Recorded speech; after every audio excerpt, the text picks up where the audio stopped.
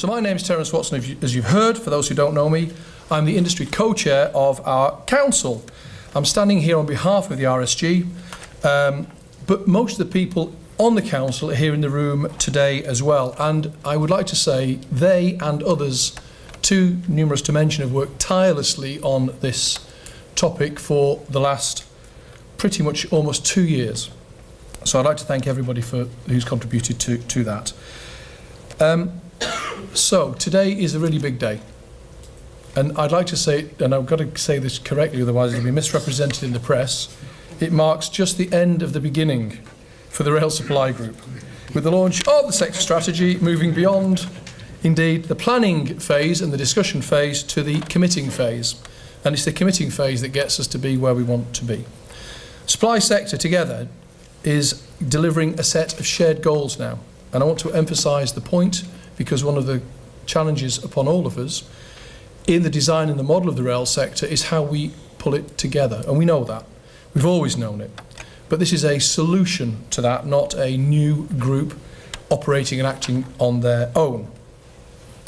And we're doing that for our clients. We're not doing it for any reason otherwise, but we're doing it for our clients. And that includes the government from time to time, but it also includes the world's markets. And I'm going to come on to that a little later. And this really, really matters, because our sector is hugely important.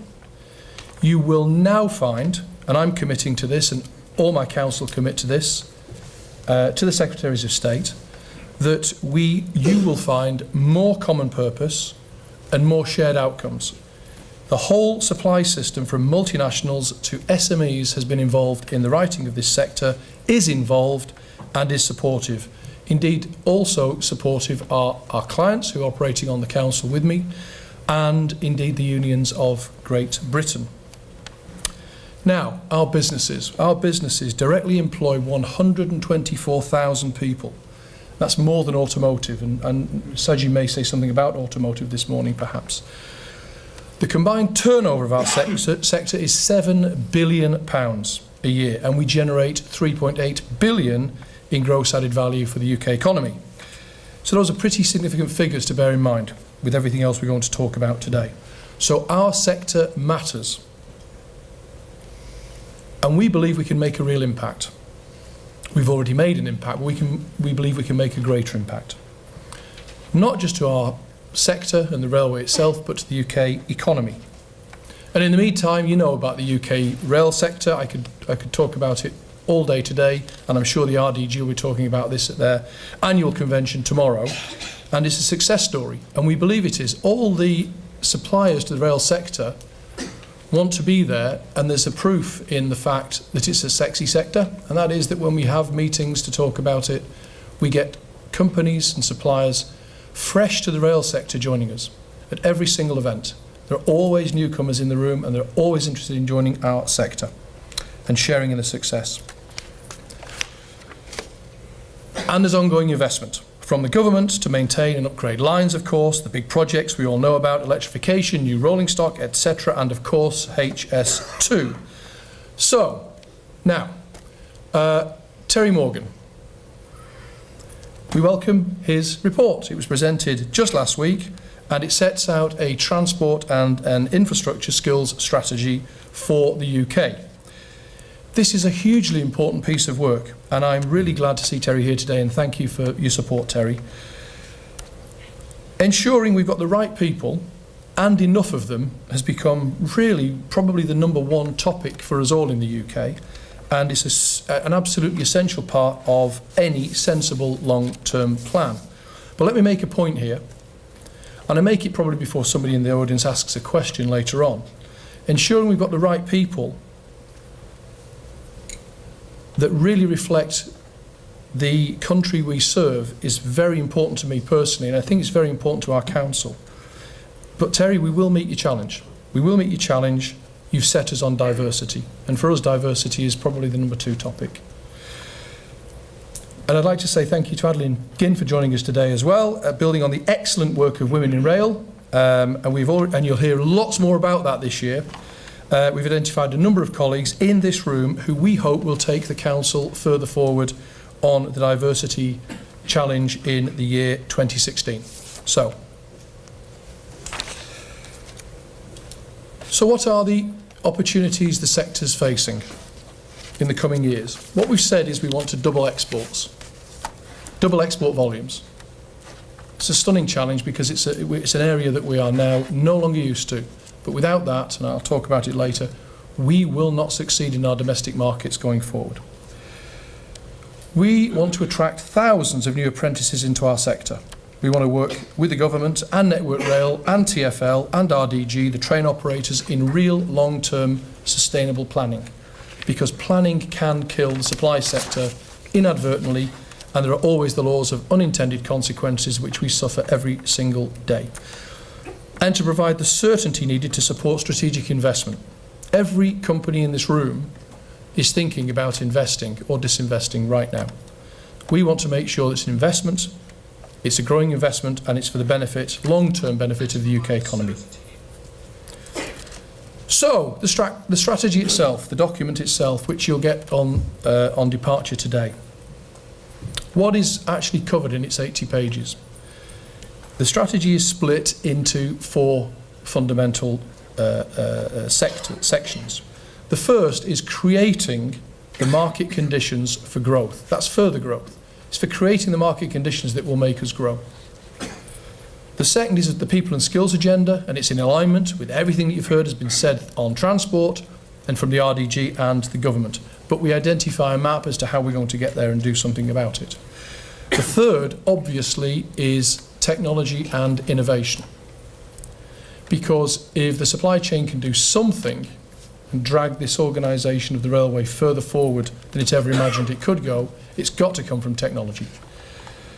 And a key for the supply chain, which may not be widely appreciated, but it's going to become the number one topic, is export growth. So those should resonate with most of you here today, and those of you who run a business in this country will almost certainly recognise the various challenges that we all face in each and every one of those areas. So, the strategy addresses them. It sets out a range of initiatives that we're committed to delivering. Now, the question is always going to be when. How quickly can you achieve the maximum? We're setting out a plan that presents itself in a five-year horizon, but it presents a vision as well, taking us to 2025 and beyond, which we believe is just as important, and you all have a role to play. I've said this every time I speak, and it's absolutely important. And by the way, thank you, because the growing number of supporters that have contributed to the drafting of the strategy or have been involved in some way in talking through one of the work streams has been phenomenal. I have to say it's phenomenal, absolutely brilliant.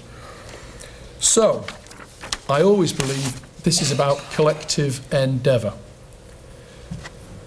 The strategy is a product of a very large number of stakeholders and businesses working together for that common good. So it's not a clique. It is absolutely not a clique, it's ours. We are the opinion holders and the decision makers for driving this forward.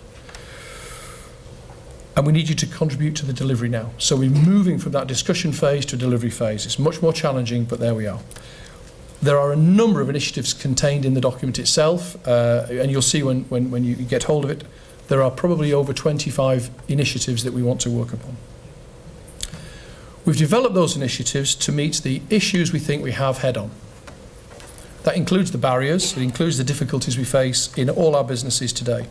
And these are our means to make our businesses work better. So we can really deliver on the new challenges and make some serious commitments in doing so. So I invite all of you to take part. Engage, have some fun doing it, introduce your youngsters as well. The drafting team for the strategy document included the majority of them were diverse youngsters. The majority of them were diverse youngsters from your organisations. And the language that you can read comes out and it speaks volumes. We've already started working on some of the challenges, not least of which the Centre of Excellence programme, and that's pretty important to us, and you can see why when you're being here today. That's just one of our initiatives in the strategy. We're already working with UK universities. And we're already on the case as well, attracting partners to collaborate with us, working on actions to deliver this strategy. We're determined to make a difference. The supply chain from SMEs through to multinationals, I believe, were the missing piece in this jigsaw of the UK railway. And I believe they no longer are. I think they're forward and centre and can produce added value for the railway. Now, I know there's some cynicism. There's always cynicism, absolutely true. We face difficulties and obstacles that might seem ridiculous to other sectors. Barriers, perhaps, and things that are going to stop us being good employers, or developing our businesses. We need to work together to overcome those. We need to be more agile and adaptable and open to new ideas. And I believe the Council, honestly, is the vehicle for a lot of that. Now, we also need to be prepared for something else, and that's the future where the UK is perhaps not the booming rail market that it is today. Now, we have to be competitive on the world markets. And exports do not grow on trees. It's a battle out there, and to be ready and fit and agile and able to work on an export market does not come overnight. We understand that's a massive challenge, but if we don't address that, we will be weaker businesses, and I cannot honestly say that UK suppliers can honestly say that they're best in class or world competitive if they're not exporting. I'm not harking back to the past, but we should be thinking about volumes of 50% of what we make should be available for export. And you're going to say not now because I'm full doing what's needed for the UK. Absolutely. But that's the conundrum, but it's absolutely also the challenge. We've got to be fit for export when this market is delivered to us, the value and the volume and the special products that will be potentially compatible with a world market that's waiting to receive us. So I can do upbeat, and I really want to, but I don't want any of you to underestimate the challenge we face. So let me summarise and remind you again. 124,000 people in the sector, directly employed, £7 billion of annual turnover, £3.8 billion of annual GVA, and those are massive numbers for any of our sectors in the UK, and that could well grow in the coming years. Or they could shrink by the mid-20s as other countries get their act together, get more competitive and compete with us on home ground. And no, that's not going to happen. The sector strategy marks our determination out. It spells it out as a statement of intent, if you like. And we can be, I believe we can be, and I know you believe we can be, world leaders. And the strategy points out how we are going to start getting on with doing it. So, it's just the beginning, and there is obviously plenty to be done. I really hope you'll join us and support us. So thank you very much indeed. Thank you. So let me start by saying how pleased I am that this is very much an industry-led initiative. Of course, government has a huge role to play in supporting the sector as the strategy moves from the drawing board to the factory floor. And I'm absolutely delighted to be the co-chair of the RSG alongside Patrick and Terence. Government clearly has a serious interest in the sector. After all, we invest nearly £90 billion of taxpayers' money that is committed to rail infrastructure projects. There's HS2, there's the London Underground extensions, there are numerous other investments up and down the country, increasing capacity in small towns to major cities, particularly in the Northern Powerhouse and right here at the heart of the Midlands engine.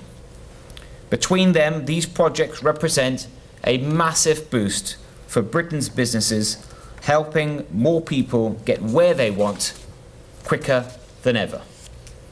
And of course, we also want to support Britain's rail supply industry, which makes a massive contribution, as we just heard, to the national economy. The supply chain provides work for more than 124,000 people, and it adds almost £4 billion a year to the value of the economy. Terence's firm alone employs some 2,500 people across the UK and Ireland, the majority skilled, technical and engineering roles.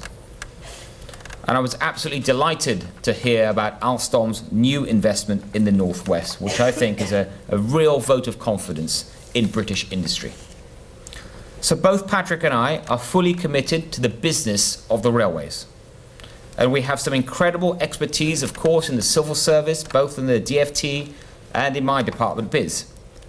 But nobody in Westminster or Whitehall knows the rail supply chain quite like the people that work in it day in, day out.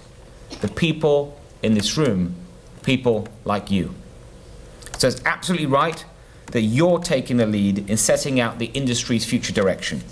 And I'm delighted that the strategy's 4 pillars so closely aligned with our ambitions to invest in skills, to boost productivity, innovation, and exports.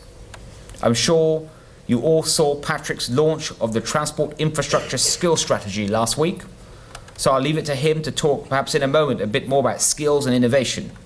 But before that, I'd just like to say a few words on two of the pillars that are very close to my heart.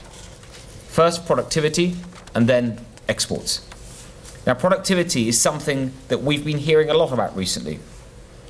And that's because it's one of the few areas of the economy where Britain is struggling. This country is home to some of the world's most dynamic businesses, staffed by incredibly talented, hard-working individuals. Yet our productivity, thus the rate of output per hour worked, is well below potential. In stark terms, it now takes on average a worker in the UK 5 days to produce what his or her counterparts in Germany can deliver in 4. And productivity isn't just some obscure measure of interest only to economists. It matters to each and every one of us. If we could match US productivity, for example, it would boost our GDP by an estimated 31%. That's equivalent to £21,000 per household in the UK. Higher productivity means higher incomes. When productivity rises, living standards rise too. So naturally, I'm delighted to see the strategy's productivity pledge a commitment to boosting the industry's productivity levels. And this is particularly important in rail supply because of the impact that this will have on productivity in so many other sectors. That the internet has revolutionized the way many of us work, but you just had to look at the disruption caused by the all too many frequent rail disruptions that we see, that reliable transport links remain a vital part of any serious growing economy. So when the rail industry becomes more productive, it helps make the whole economy more productive too. And I also welcome the group's focus on international trade. The United Kingdom gave the modern railway to the world. Yet in recent years, our rail supply exports have been worth only £400 million a year in a global market that is worth nearly £130 billion. That's barely 1/3 of 1%. It's a bit like watching England play football. We invented the game and we exported it, only to be consistently outclassed by the Germans. Apologies to anyone from Siemens in the audience. Now, the RSG wants to double export volumes over the next decade. That's an ambitious target, but with the right leadership in the industry and the right support from government, it's one that we have a very real chance of reaching. HS2, Crossrail, the digital railway aren't just big money investments. They are cutting-edge feats of engineering, and the skills required to make them a reality will be in demand across the world. UK trade and industry has an unrivaled international support network, and I'll make sure that it does everything it possibly can to help British expertise get together with foreign rail projects. Just last week on Thursday, I was lucky enough to visit the new Crossrail terminal at Tottenham Court Road. I went out to check those tunnels for myself, and I wasn't just impressed, massively impressed by what I saw, but also what I heard about lots of international delegations, government, industry coming to visit time and time again to look at that work, and I think it's certainly going to make a difference, and it was very, very encouraging. Now, American author Marianne Wiggins wrote that the railways embody a connection between unseen places. None of us can see what the future holds for the rail industry, but today's strategy will help us connect with it. It's going to be an exciting journey, and as a proud co-chair of the RSG, it's a journey I'm looking forward to making with you. Thank you. Now then, I've got to say, it is really a great pleasure to be here this morning. I don't think I'm going to try and compete with Saj as far as competing with what England has achieved as a football team. I'll leave that to anybody who's been a former Secretary of State for Culture, Media and Sport and say, what were you doing on your watch? But let's leave that for just let's just leave that for a moment. And let's just reflect on the fact that it is almost 20 years to the day that the first privatised railway train ran in this country. And let us just reflect on what has happened to the rail industry in that 20 years. It was then moving 750 million passengers a year.